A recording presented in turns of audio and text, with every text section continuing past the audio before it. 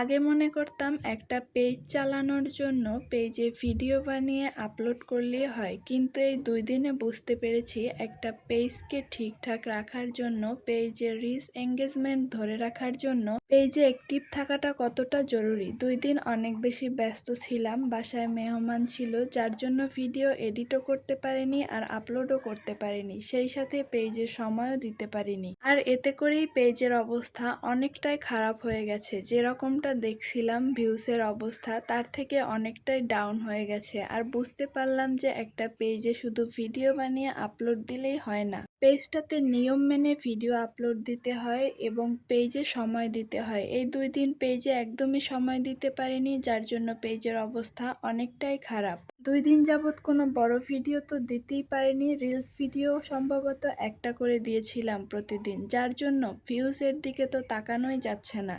আগে মনে করতাম যারা বলে একটা পেজে কাজ করতে হলে ধৈর্য ধরে থাকতে হবে এবং সময় নিয়ে থাকতে হবে, তারা হয়তো একদমই ফালতু কথা বলে, কিন্তু এই গত 1.5 মাসে বুঝতে পেরেছি একটা পেজকে বড় করার জন্য এবং পেজটাকে অ্যাক্টিভ রাখার জন্য পেজে সময় দেওয়ার কোনো বিকল্পই নেই।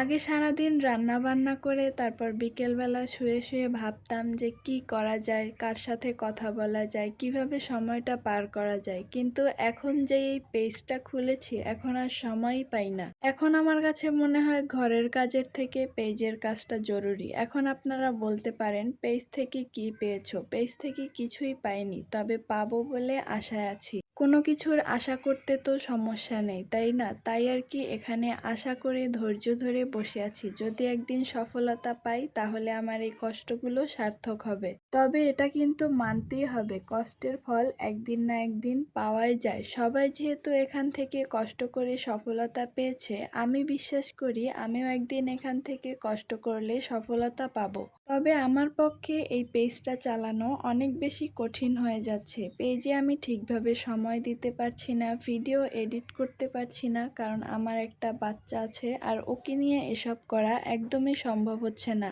তারপরও যতটুকু পারছি ততটুকু দিয়ে এই পেজে সময় দিচ্ছি, পেজের পিছনে কাজ করছি, দেখি কিসে কি হয়। আপনারা যদি আমার সাথে থাকেন তাহলে অবশ্যই আমি এখান থেকে সফলতা পাবো।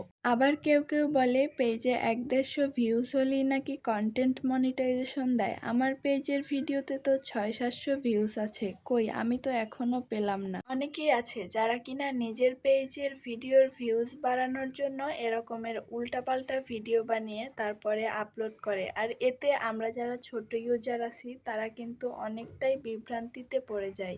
আমার পেজে আমি অ্যাক্টিভ আছি এই 1.5 মাস যাবৎ। এই 1.5 মাসে আমি যেটা বুঝেছি যে পেজে যদি ঠিকভাবে অ্যাক্টিভ থাকা যায় এবং কাজ করা যায় তাহলে এখান থেকে সফলতা অর্জন করাটা বেশি একটা কঠিনও না। তাই সবাইকে বলবো সবাই ধৈর্য ধরে কাজ করুন, ইনশাল্লাহ একদিন সফল হবেন।